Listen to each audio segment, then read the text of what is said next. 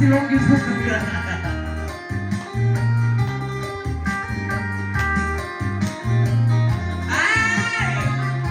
ปากหวานแท้เบาจงสาวบางงามอีลีแท้สาวใสท่านี้งามกว่าสตรีหญิงอื่นต้องมองมีฝนอายยังพลาดเธอยานได้พวกวันยืนไม่สร้างมันอื่นอยู่ในใจขออย่าเฝ้าอย่าหลอกให้น้องมองหาถ้าบ่มีพันก็อยากเสนอมาน้องสนองใจอุดหนุนข้าวปลาลองแพ้ชมวิวซื่นใจถ้าอีบ่มีใครน้องก็ได้เคยใส่เธอนี้ให้เป็นสาวนาน้องพางานเพื่อนแท้หากน้องจริงแท้ให้บอกพ่อแม่มาขอทันทีถ้าดอกบ่แพงพ่อแม่น้องจะดีเป็นเคยใส่ท่านี้ต้องมีใจเดียวรอเดียวย่าก่อนจะว่าจะไปเงินแพงน้องเอ้ยจริงแท้แต่บ่เหี่ยวปล่อยอ้ายมาขอวิวาเป็นห้องแทนเดียวทั้งสองเฮาคงเกี่ยวเหมือนน้ำเดียวเหมือนแท้ ร้องได้ด้วยต้องขอบอกว่าร้องไม่ได้เพราะผู้ชายขอร้องได้ยอมตัวนี้แหละ หยอกเนาะ ยอมเนี่ย เออ ไม่เป็นไรแม่ผู้ชายสำคัญเสมอ เรามาถูกทางแล้ว ใช่ใช่ ไปสามเดือนแพ้สามเดือนแพ้สมยศเป็น อ้ายเป็นสาวนาน้องพานางานเหือนแพ้หากน้องจริงแท้ให้บอกพ่อแม่มาขอทันทีข้าดอกบ่แพง บ้านใหญ่ พ่อแม่น้องจะดีแต่ถ้าไว้ไทยทานีต้องมีใจเดียวหายเดียวสัญญาว่าจะให้เงินแพงน้องอยากอายจริงแท้ใส่เกินบ่แพ้บอกเดียว ขอได้มาขอวิวาเป็นทองแผ่นเดียวทั้งสองเฮากลมเลี้ยวเมื่อรักเลยเดียวเลินแพ้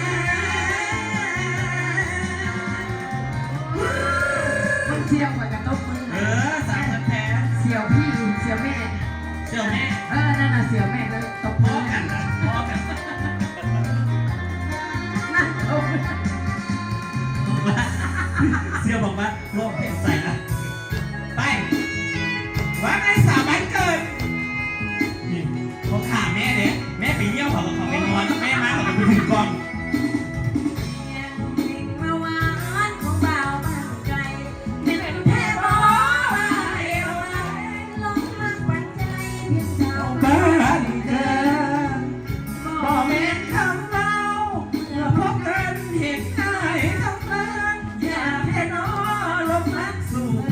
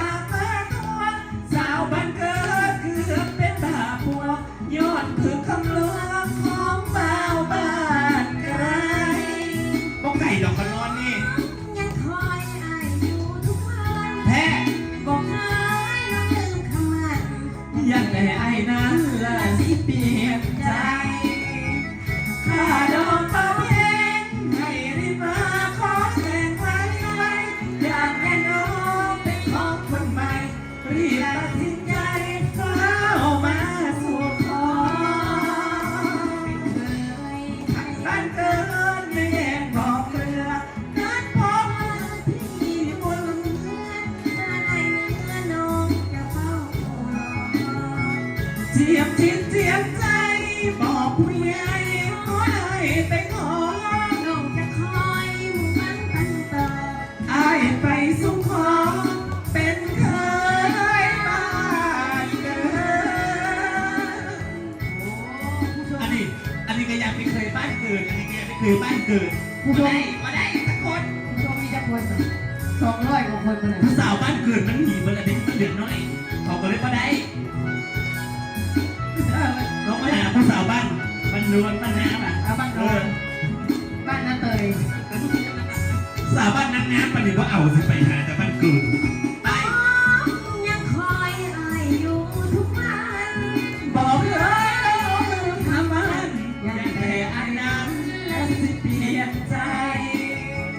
ถ้าดอกมาเพชรให้รีบมาขอแต่งไว้ไว้ถ้าได้น้องเป็นของคนใหม่รีบตัดสินใจเข้าไปสู่ขอถ้าอยากเป็นเคยไทยบ้านเดินในแดดบอกเกลือ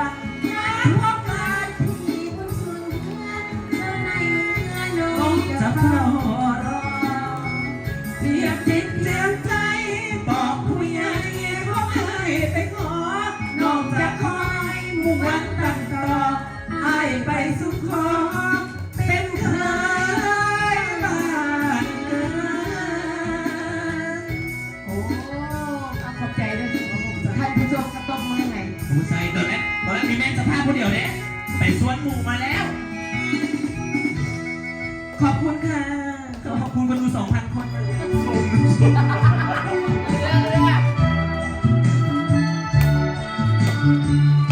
มัยก่อน สมัยก่อนเหรอแล้วแต่ก่อนต้องไปลาวต้องไปแบบนี้เหรอโอ้ยสมัยไต่เรื่องโขกเราไม่ต้องแต่งงานคนหรอก เรื่องหาปลา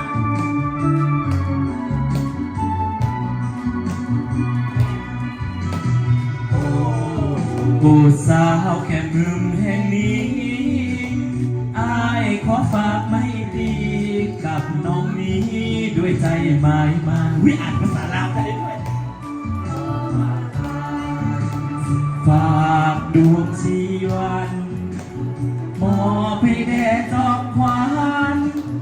นวลน้องสองแค่มือหักเจ้านี้อายบอกคิดจะละลืมหวังตายหัวตัวมือบ่ลืมบ่เลือนนี้เลย โอ้เบาดิฉันเลี้ย เหมือนเป็นเป่าเลี้ยงจัดมา น้องเกิดมาว่าเคยจะหักสายคนใดมาก่อนน้องเป็นสาวป่าดงดอยใครก็เคยมาหวอนขอมาเมื่อเจ้ามีแต่อายคนเดียวที่เมื่อไม่พอน้องเองบอกขัดข้องหาน้องแล้วอย่าเปลี่ยนใจ น้ำงึมรักแค่งึมนั้นแรงได้หัวใจอ้ายหักน้องเพียงนั้น น้ำเงินหากแค่ว่ายอมแปรผันขอดูใจไอ้นั้นเหมือนน้ำเงินมีแล้วก็พอ โอ้สาวแค่งึมนี่น้องอ้ายขอชีวิตวันจะจากโลกนี้ น้องเหมือนกันจะซื่อสัตย์ภาคีขอแต่เพียงอ้ายนี้บ่มีวันลืมได้ บุญได้แล้วน้องแก้วเจ้ายังเห็นใจ พอน้องก็หักอ้ายหักอ้ายและหักชีวัน น้องเอ๋ยอย่าเลยละลืมหักมัน อ้ายเอ่ยน้องบ่ลืมเขา เขาอยู่ ร่วมกันรักกัน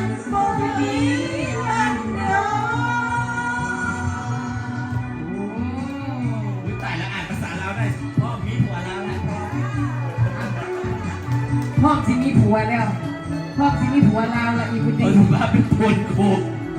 เกิดมาเป็นตัวเป็นตนพวกจะมีผัวลาวละ ได้แท้เขามีไหม ฮะ จะร้องก่อนไหม เนี่ยเหรอ น้องเอ๋ยน้ำเงิมหักแท้เงิมนั้นแม่ได้เป็นยอดหัวใจอ้ายหักน้องเพียงนั้น น้ำเงินหักแค่ว่ายอมแลกกันขอดูใจอ้ายนั้นเหมือนน้ำเงินนี่แล้วก็ อู้สาวแค่มือนี่น้องอ้ายขอหักน้องมันชั่วชีวันจะจากโลกนี้ น้องเหมือนกันจะซื่อสัตย์ทางนี้หากแต่เพียงอ้ายนี้บ่มีวันลืมได้ คุณได้แล้วน้องแก้วเจ้ายังเห็นใจ ขอน้องก็หักอ้ายหักอ้ายหักเสีย น้องเอ๋ยอย่าเลยละลืมหักมัน อ้ายเอ่ยน้องบ่ลืมเคยหักมันเฮาขออยู่ร่วมกันหักกันชั่วนิรันดร์โอ้โหอ้อได้ด้วย ได้ โอ้โห พอตายในน้ำเงิม พร้อมตายแหม่ร้องภาษาลาวได้อีก เอาตั้งใจอยากได้ต้องได้ โอ้ถึงได้ผัวลาว เราต้องตั้งใจ